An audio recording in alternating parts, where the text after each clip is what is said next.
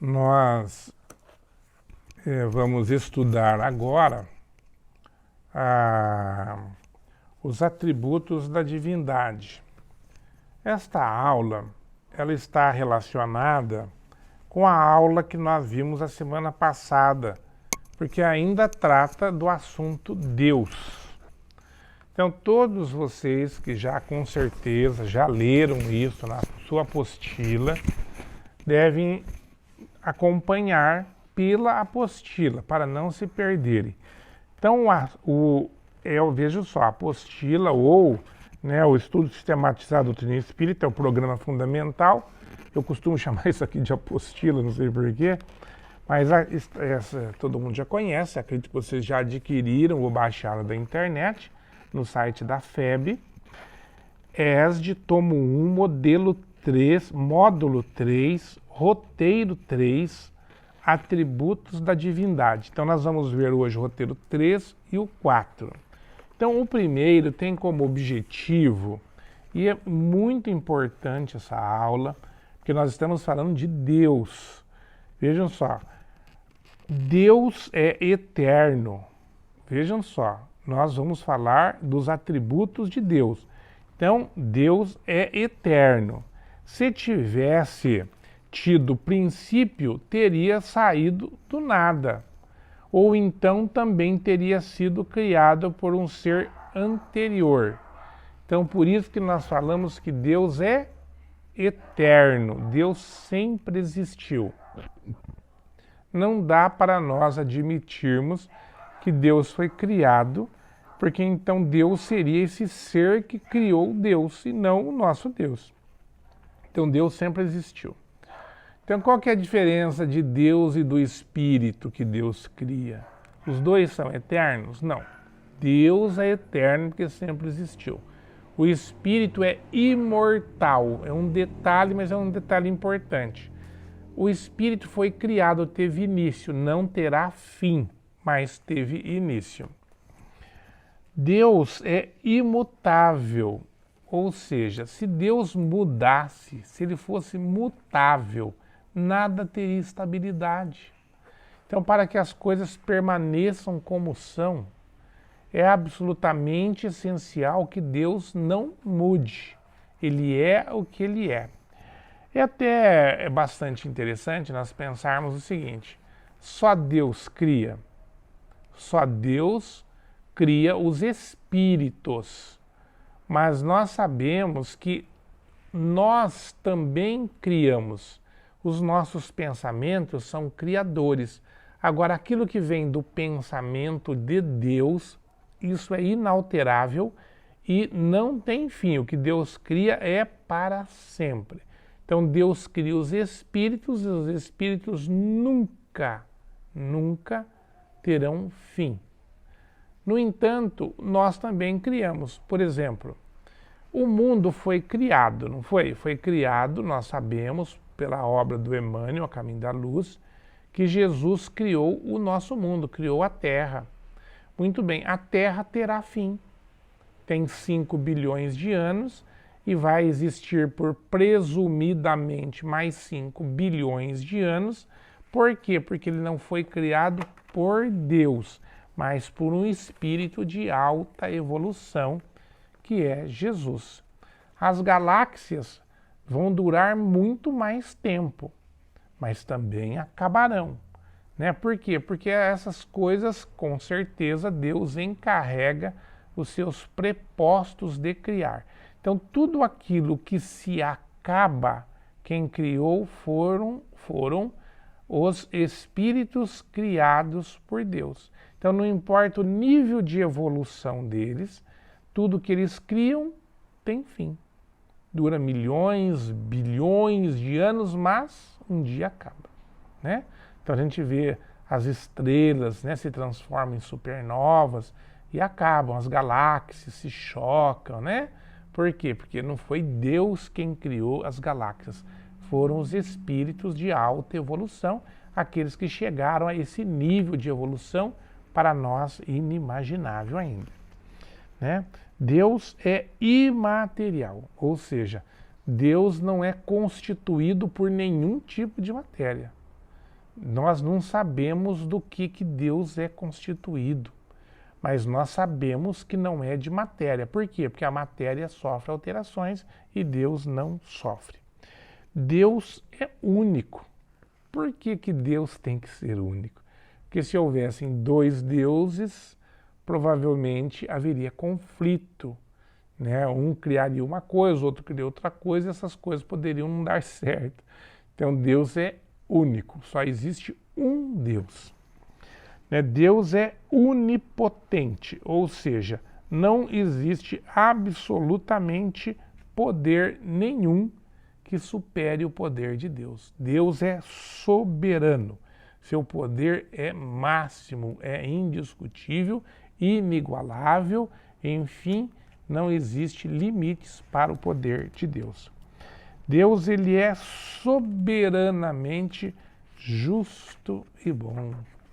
Olha que coisa maravilhosa. Deus é soberanamente justo e bom. Então, portanto, nós não podemos atribuir a Deus nenhum tipo de injustiça, nenhum tipo de maldade, porque Deus é soberanamente justo e bom. O que Deus... Porque a gente fala assim, não, mas Deus permitiu que ocorresse um determinado acidente, uma determinada infelicidade. Agora o Covid, por exemplo.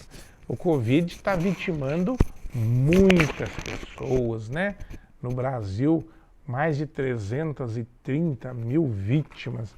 Deus está sendo injusto? Não, Deus está sendo justo e bom. Por que justo e bom? Porque Deus nos confere o livre-arbítrio e Ele permite que nós façamos aquilo que nós queremos.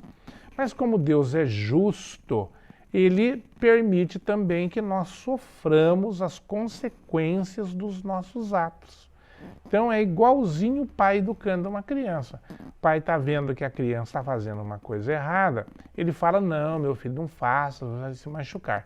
Chega um determinado momento que o filho acaba fazendo, apesar do pai não querer que ele faça, ele se machuca. Aí ele tem que curar, né? E o curativo às vezes é dolorido. Às vezes tem que pôr um remédio que machuca, que queima, às vezes tem que tomar uma injeção dolorida, né? Às vezes demora aquilo para sarar, uma quebradura de osso, por exemplo, vão dias e dias até aquilo ficar bom, depois vem a fisioterapia, né? Muitas vezes é dolorida. Então por isso, Deus é justo, nós praticamos e nós respondemos pelos nossos atos, né? E Ele é muito bom, por quê? Porque Ele permite que nós tenhamos o direito, Ele nos dá o direito e a liberdade de agirmos como quisermos. E vejam só essa passagem, né, da Bíblia, lá do Evangelho de Mateus. E a ninguém na terra chamais vosso Pai, porque um só é o vosso Pai, o que está nos céus. Então esse é o nosso único Deus e esses são os atributos de Deus. Agora vocês deverão ler, né, o resto do material que tem na apostila, que trata das passagens, né, que vão nos esclarecer mais sobre Deus. Muito bem. E nós vamos ver também o roteiro número 4, que é a providência divina. Então este daqui é um ensinamento, um aprendizado muito interessante. Vejam só, o que nós precisamos aprender? Está aqui, ó. A providência é a solicitude de Deus. Então a providência divina é a solicitude de Deus para com as suas criaturas. Ele está em toda parte, tudo vê, tudo preside, mesmo das coisas mais mínimas. E nisto que consiste a ação providencial. Allan Kardec, A Gênese, capítulo 2, item 20, que vocês deverão ler para fixar esse conteúdo. Então vocês entenderam? Deus está em toda parte. Interessante isso, não é? Mas não confundam Deus com a cadeira, por exemplo. Deus não é a árvore. A árvore é uma criação divina, mas não é a árvore, entenderam? Então você fala assim, Deus está em todo lugar, então está na árvore. Bom, Deus está aqui também, mas não é a árvore. A árvore é a criatura e Deus é o Criador. Não vamos misturar as duas coisas, né? Para entender a sua solicitude a todas as criaturas, não precisa Deus lançar o olhar do alto, da imensidade, às nossas preces, para que Ele as ouça. Não precisam transpor o espaço, nem ser ditas com voz retumbante, pois que, estando de contínuo ao nosso lado, os nossos pensamentos repercutem em Deus. Olha que coisa maravilhosa, os nossos pensamentos repercutem em Deus. Então, quando você pensa, você provoca uma vibração que já alcança Deus. Deus já está atento aos seus pensamentos. Isso significa que Deus sabe de todos os seus pensamentos. Então não é assim, eu estou precisando de tomar um analgésico, uma dor de cabeça, então eu peço a Deus e é só isso. Não. Aquele pensamento lá que agora você está com vergonha dele, Deus também ouviu. Deus também conheceu. Então Deus está a todo instante percebendo aquilo que nós queremos, aquilo que nós sentimos. Então, portanto, Deus, na sua providência maravilhosa e fantástica, Ele vai permitindo que nós possamos evoluir. Nesse processo da evolução, nós tomamos decisões, nós agimos, e é claro, né, toda atitude, toda ação tem uma reação igual, não é verdade? Tem até uma lei de Lavoisier, que fala que para toda ação corresponde uma reação igual e contrária. Então, nós estamos sempre agindo e Deus nos permite. Isso que é importante, a providência divina se constitui nisso, em Ele permitir a nossa atitude. Agora, toda atitude implica numa reação. Muito bem. Você fez coisas boas, certamente colherá bons frutos. O homem que planta uma laranjeira e cuida dela, ela produz laranjas. Se é uma espécie de laranja doce, vai ter laranjas doces. Mas se ele plantou um pé de laranja cujo fruto é ácido, é azedo, a laranja vai ser azeda. Não tem jeito de mudar isso, né? Um pé de limão só dá limão. Então nós vamos colher aquilo que nós plantamos. Isso é a bondade de Deus, né? Como nós vimos no título anterior. Deus nos permite agirmos, nós agimos. Mas a nossa atitude gerou um dano. Mas eu já me arrependi do dano. Ótimo. O arrependimento é o caminho. Mas Deus, que é bom e que é justo, Ele vai fazer com que, ou ele estruturou a nossa existência de tal modo que o dano que nós provocamos, nós vamos ter que reparar. Eu me recordo, quando eu era garoto, eu tinha mais ou menos uns 15 anos. Eu estava na sala de aula, eu peguei o apagador e joguei para um outro menino. O menino deveria ter pego o apagador, mas ele não pegou.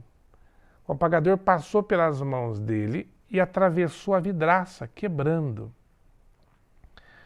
Muito bem. O professor entrou na sala, viu a vidraça quebrada, e eu falei para o professor, professor, me desculpe, eu quebrei o vidro, né? Eu não tinha intenção de quebrar, eu só joguei o apagador para o meu colega, ele não pegou, quebrou o vidro. E o professor disse, muito bem, pela sua sinceridade, ótimo, você está arrependido? Falei, bom, eu não tive intenção de praticar nenhum dano, Mas, claro, eu me arrependi de ter jogado para ele, eu devia ter previsto que ele não ia pegar. Muito bem, está tudo certo com você? Tá. Então agora você providencie a troca do vidro. E eu tive que chegar, falar para o meu pai, que era um homem de poucos recursos, que eu tinha que repor o vidro do colégio. Então vocês imaginem, eu me arrependi, mas tive que reparar o dano que eu provoquei. Então a providência divina permite que nós façamos qualquer coisa, mas ipso facto, ou seja, automaticamente, por decorrência dessa utilização do nosso livre-arbítrio, nós temos que reparar o dano. Ah, mas nessa vida não vai dar. Eu conheço gente que fez tanto mal para tantas pessoas e não sofreu nada. É verdade, isso acontece todo dia. Mas o processo da evolução vai exigir que esta pessoa, quando ele for para o mundo dos espíritos, a hora que o corpo dele morre e ele desencarna, ele já se depara com as consequências dos seus atos. Por exemplo, ele machucou muita gente. Essas pessoas estarão lá esperando por ele. Mas ele era mau, ele consegue dominar esses espíritos. Talvez consiga. Há pessoas muito más que desencarnam e dominam, ainda depois de morto, aqueles que eles feriram. É verdade, acontece. Mas com o passar dos anos, ele vai entrar num tipo de marasmo, numa depressão, porque ele precisa evoluir. É da natureza dos espíritos o processo evolutivo. Então ele está estagnado, convivendo só com a dor, porque quem gerou dor convive naturalmente com a dor. Ele não tem outro caminho que não seja o do arrependimento, às vezes do remorso, e o remorso é terrível, né? Mas ele vai ter que renascer. E quando ele reencarna, ele vai então suportar todas as consequências do mal que ele praticou. O Allan Kardec nos diz no livro Céu e Inferno que quando o espírito é muito mau, é um grande criminoso, às vezes quando ele reencarna, ele ainda não é bom. Ele reencarna, ele sofre muito e às vezes ainda morre no crime de novo. Só que agora ele já está um pouquinho melhor. Agora, como ele encarnou já cansado daquele sofrimento, quando ele desencarna agora, ele se cansa muito mais rapidamente. E ele já tem mais arrependimentos, agora ele já se vinculou a pessoas. Então ele vai de novo para o mundo dos espíritos, onde ele vai encarar novamente as suas vítimas e vai sentir a necessidade de uma nova encarnação para que ele possa melhorar um pouco mais. E agora sim, agora ele vem, agora ele já tem mais consciência, agora ele vai sofrer muito mais do que antes, porque agora ele vai querer levar uma vida de bem, mas ele vai estar carregando consigo todas aquelas culpas, todos aqueles prejuízos que ele deu, que a vida vai cobrar dele naturalmente. Então ele vai passar algumas vidas até ele reparar todos os danos que ele provocou. Então isso é a providência de Deus, é a justiça de Deus que vai nos dando a oportunidade da reparação. Lenta, gradativa, constante, até que nós consigamos alcançar os altos níveis de evolução espiritual e chegarmos à condição de espíritos puros. Só para encerrar esse pedacinho aqui, está aqui. Os nossos pensamentos são como os sons de um sino que fizeram vibrar todas as moléculas do ambiente. Allan Kardec, a Gênese, capítulo 2. Então, como nós vimos, basta que nós pensemos para que nós, quando o nosso pensamento vai atrair a atenção divina. Então, agora vocês deverão ler o resto do material. Tem aqui uma poesia, eu chamo isso aqui de poesia, é uma prosa, mas é tão poético, do Emmanuel, né? Que é onde ele recita aqui a providência divina. Ele fala assim: se acreditas que o hábito das entidades angélicas bafeja exclusivamente os cultivadores das virtudes, medita na providência divina que honra o sol, na grandeza do espaço, mas induzindo-o a sustentar os seres que ainda jazem colados à crosta do planeta, inclusive os últimos vermes que rastejam no chão.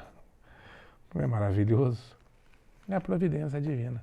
Então convido vocês todos a lerem esses textos, né, lerem o que está incerto na biografia e se prepararem para a aula de quinta-feira, para que nós possamos aproveitar ao máximo o conteúdo, não é? E eu quero ver vocês fazendo perguntas, né, baseado nesses textos, para que nós possamos acalorar o nosso aprendizado. Que Jesus abençoe a todos.